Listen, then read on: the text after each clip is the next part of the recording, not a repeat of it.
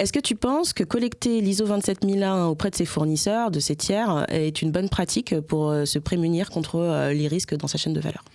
Oui, bien sûr. Toutes les certifications, globalement, montrent un engagement, un investissement de l'entreprise dans la formalisation des process pour améliorer sa cybersécurité.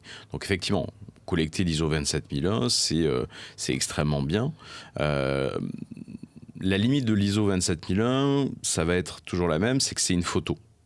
Et la cybersécurité, par définition, c'est un film. Donc, ça aide.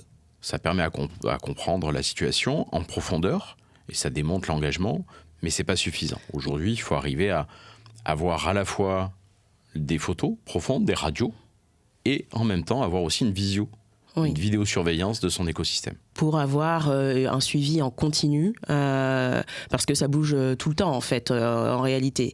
Et c'est ce que vous proposez notamment avec Security Scorecard. C'est donc là l'intérêt. C'est vraiment cette approche. L'idée en fait, c'est simple, hein, c'est deux ciseaux il y a plus de 10 ans maintenant qui ont voulu avoir une vision continue de leur écosystème parce que l'approche papier était trop limitative.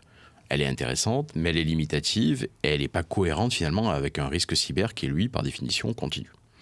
Donc effectivement, l'approche de Security Scorecard, c'est celle-là de dire on monte une stack technique à dimension internationale pour pouvoir capter tout ce qui se passe sur Internet et pouvoir déterminer finalement le risque qu'encourt chaque entreprise d'un point de vue surface d'attaque.